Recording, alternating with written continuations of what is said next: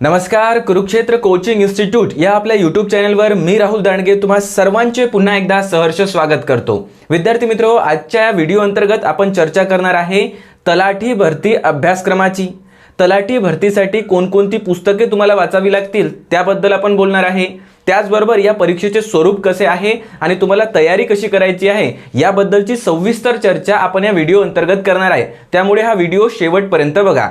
चला तर आपल्या व्हिडिओला सुरुवात करूया।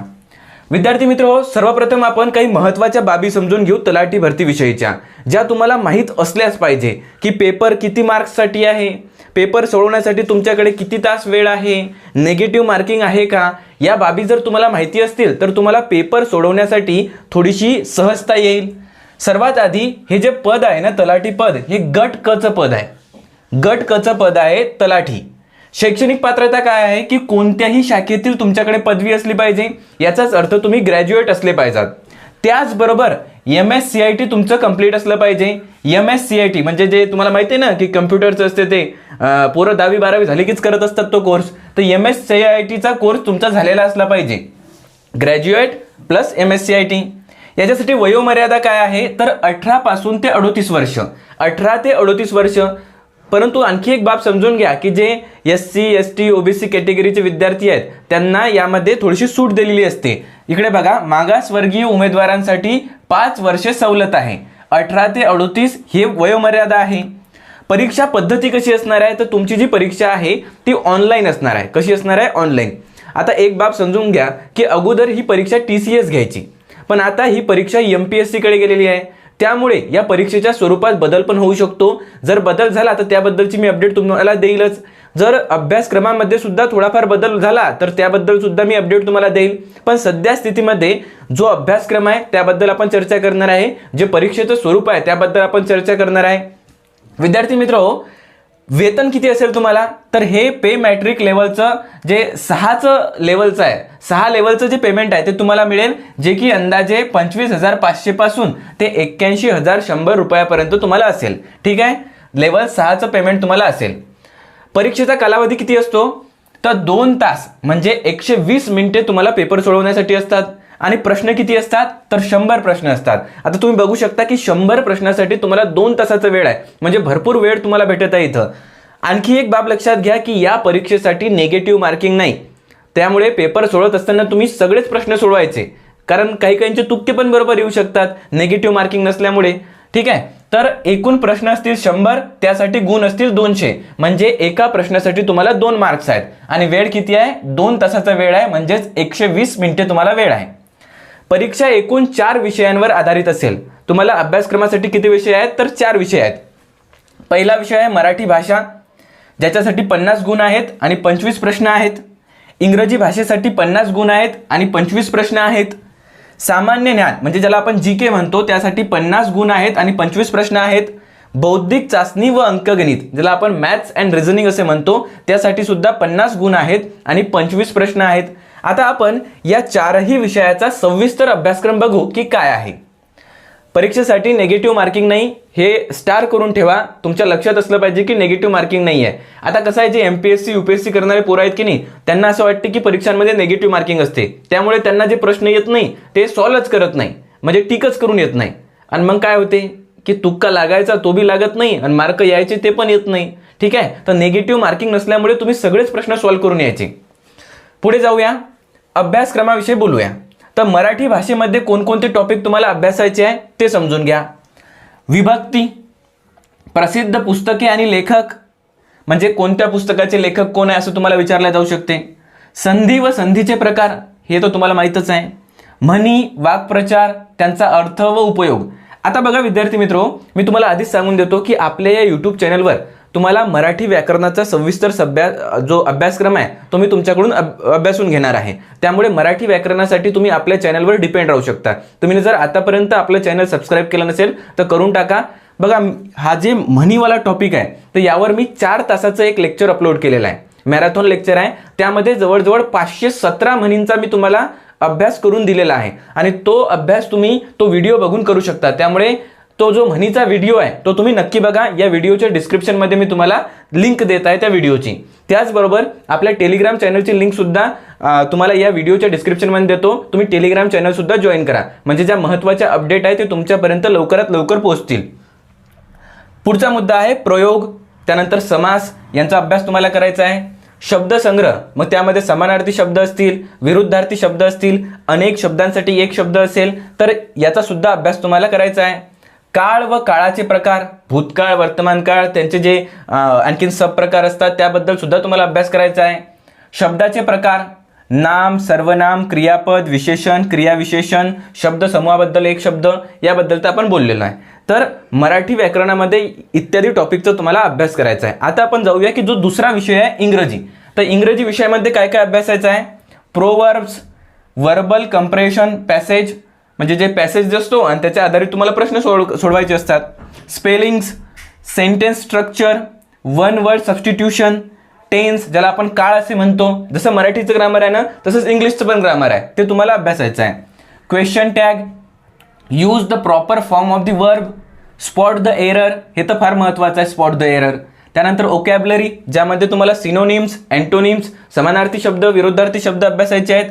इडियम अँड फ्रेजेस, तुम्हाला म्हणीचा, वाक्प्रचारांचा अभ्यास करायचा आहे. तर इत्यादी टॉपिक तुम्हाला इंग्लिश या विषयामध्ये अभ्यासायचे आहे. आता हे बघा, मी तुम्हाला बुकलिस्ट काय असणार आहे, कोणाचे लेक्चर बघायचे याबद्दल सुद्धा माहिती देणार आहे. आधीच तुम्हाला डिस्क्लेमर देऊन देतो की या व्हिडिओसाठी मला काही कोणाचं प्रमोशन करायसाठी काही पैसे वगैरे मिळालेले नाही आहे, पण जे चांगला कंटेंट आहे तो तुमच्यापर्यंत पोहोचला पाहिजे आणि तुम्ही कमी वेळात पद्धतशीर अभ्यास केला पाहिजे, त्याबद्दल मी तुम्हाला सविस्तर माहिती देणार आहे. जेव्हा मी सिलेबस तुम्हाला सगळा सांगितला की त्यानंतर बुकलिस्ट आणि कोणते व्हिडिओज पाहायचे, किंवा जर तुम्हाला एखादा कोर्स जॉईन करायचा असला तर कोणता तुम्ही करू शकता याबद्दल सांगेल. आता बघा, GK जनरल नॉलेज यामध्ये कोणकोणते टॉपिक तुम्हाला अभ्यासायचे आहे. तर करंट अफेअर्सचा अभ्यास तुमचा असला पाहिजे. यावर 5-6 प्रश्न विचारले जात असतात करंट अफेअर्सवर. त्यासाठी तुम्ही काय करू शकता की यूट्यूबवर देवा जाधवर सर आहे ना, ते प्रत्येक महिन्याचा एक व्हिडिओ टाकत असतात. आता कसं आहे, पोरांच्यानं ते मंथली मासिक वाचलं जात नाही, तर तुम्ही ते व्हिडिओमधून सुद्धा अभ्यासू शकता. म्हणजे एक व्हिडिओ असतो त्यांचा, महिन्याला एक व्हिडिओ, तो व्हिडिओ बघायचा आणि प्रत्येक महिन्याचे असे व्हिडिओ बघत जायचे. तर करंट अफेअर्सचा तुम्ही अशा प्रकारे अभ्यास करू शकता. जिओग्राफी, यामध्ये तुम्हाला महाराष्ट्राचा भूगोलचा पण अभ्यास करायचा आहे आणि भारताच्या भूगोलचा पण अभ्यास करायचा आहे. बँकिंग अवेअरनेसचा तुमचा अभ्यास असला पाहिजे. कम्प्युटर अवेअरनेसचा तुमचा अभ्यास असला पाहिजे. हिस्ट्री, ज्यामध्ये महाराष्ट्राच्या इतिहासावर पण तुम्हाला प्रश्न येत असतात आणि आधुनिक भारताच्या इतिहासावर पण तुम्हाला प्रश्न येत असतात. त्याच्यानंतर इंटरनॅशनल अफेअर्स, ते तुमचं करंट अफेअर्समध्ये कव्हर होतच असते म्हणत असं. इंडियन कॉन्स्टिट्यूशन, भारताचं जे संविधान आहे त्याच्यावर तुम्हाला प्रश्न विचारले जातात. जनरल सायन्सवर तुम्हाला प्रश्न असतात. बुक्स अँड अथर्स यावर प्रश्न असतात, हे करंटमध्ये कव्हर होते तुमचं, books and their authors. International and national sports, आता हे स्पोर्टबद्दल पण करंट अफेअर्स म्हणजे तुमचं कव्हर होते. महाराष्ट्राची जी हिस्ट्री आहे, मी तुम्हाला अगोदरच हिस्ट्रीमध्ये सांगितलं की भारताचा इतिहास आणि महाराष्ट्राचा इतिहास याचा अभ्यास तुम्हाला तलाठी भरतीची तयारी करत असताना करावा लागणार आहे. आता बघा, तुम्हाला असं वाटू शकते की जे MPSCची तयारी करणारे आहेत, UPSCची तयारी करणारे आहेत, त्यांच्यासाठी तर हा तलाठीचा विषय लयच एकदम सोपा आहे बा, त्यांचं तर दाय हात का खेळ आहे असं म्हणू शकता ना तुम्ही. बाया हात का खेळ आहे, दाय हात का नाही, बाया हात का खेळ आहे. तर असं तुम्ही समजू नका. का? कारण MPSC आणि UPSCचे अभ्यास करणारे पोरं जे असतात की नाही, त्यांचा GK हा पोर्शन फार चांगला असतो, एकदम चांगला असतो. पण त्यांचा कुठं विषय हुकतो माहीत आहे तुम्हाला, की त्यांनी मराठी ग्रामर एवढ्या चांगल्या पद्धतीने केलेलं नसते, त्यांनी इंग्रजी ग्रामर एवढ्या चांगल्या पद्धतीने केलेलं नसते, जे तुम्ही कव्हर करू शकता. मॅथ्स अँड रिझनिंग, जे की MPSC आणि UPSCसाठी ते क्वालिफाईंग पेपरमध्ये असतात है ना, तर त्यामुळे ते पोरं पण त्याचा एवढा सिरियसली अभ्यास करत नसतात, म्हणून त्यांचं GK एकदम हे असते, परफेक्ट असते, पण बाकीचे विषय त्यांचे एवढे परफेक्ट नसतात. तर तुम्ही त्यांच्या बरोबरीनं याचा अभ्यास फार चांगल्या प्रकारे करू शकता. मराठी ग्रामरमध्ये तुम्ही आउट ऑफ मार्क घेऊ शकता. इंग्रजी ग्रामरची जर तुम्ही चांगल्या प्रकारे तयारी केली तर त्यामध्ये सुद्धा तुम्ही आउट ऑफ मार्क्स घेऊ शकता. आणि मॅथ्स हा असा विषय आहे की जर तुम्हाला प्रॉपर गणित येत असेल, आता त्यामध्ये बी बुद्धिमत्ता आणि गणित असे 2 विषय आहे. बुद्धिमत्ता लय सोपं असते, फक्त गणिताचं तुम्हाला थोडं कठीण जाऊ शकते, ज्यामध्ये सरळ व्याज है ना, ते चक्रवाढ व्याज असे प्रश्न असतात. वेगवेगळे प्रश्न आपण त्याबद्दल डिस्कशन करणारच आहे. आपल्या यूट्यूब चॅनलवर आपण जे प्रिव्हियस इयर क्वेश्चन पेपर्स आहेत ते पण डिस्कस करणार आहोत. चला, आता आपण काय करू की मॅथ्स अँड रिझनिंगमध्ये तुम्हाला कोणकोणते पोर्शन अभ्यासायचे आहेत त्याबद्दल थोडीशी चर्चा करू. प्रॉफिट अँड लॉस, नफा तोट्याचा अभ्यास तुम्हाला करायचा आहे. रेशिओ अँड प्रपोर्शनचा अभ्यास करायचा आहे. टाइम अँड वर्क याचा अभ्यास करायचा आहे. सिंपल इंटरेस्ट याचा अभ्यास करायचा आहे. कंपाऊंड इंटरेस्टचा पण तुम्हाला अभ्यास करावा लागणार आहे. टाइम अँड स्पीड याचा अभ्यास करावा लागणार आहे तुम्हाला.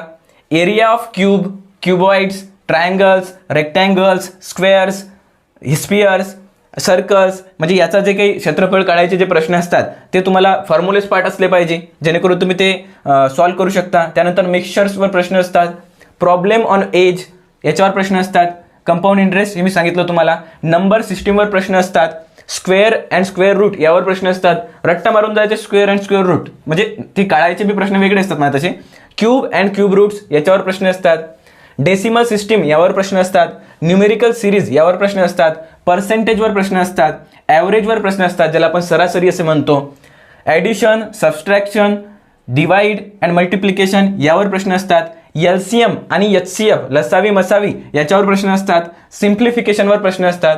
तर अशा प्रकारे विद्यार्थी मित्र तुमचे मॅथ्स आणि रिझनिंगचे जे पोर्शन आहेत ते तुम्हाला अभ्यासायचे आहे. आता कसं आहे ना की एखादा जर असा सिलेबस पाहिजे, हा तर फक्त तलाठीचा सिलेबस आहे हो, तुम्ही जर MPSCचा आणि UPSCचा कंबाईनचा यांचा जर सिलेबस पाहिला ना तशी फाटून हातात येते, म्हणजे लय डेंजर काम असते. तर तलाठी भरतीचा सिलेबस त्या मानानं कमी आहे, तरी जास्तच आहे म्हणा. आणि खास करून यामध्ये जो सिलेबस GKचा पोर्शन असतो ना तो फार वास्ट असतो. याच्यासाठी काय अभ्यासायचं तर याबद्दल आता आपण चर्चा करू. सर्वात आधी मित्रांनो, मराठी ग्रामर. मराठी ग्रामरसाठी एक बेस्ट पुस्तक आहे ज्याला म्हणतात मोरा वाडिंबे सरांचं पुस्तक.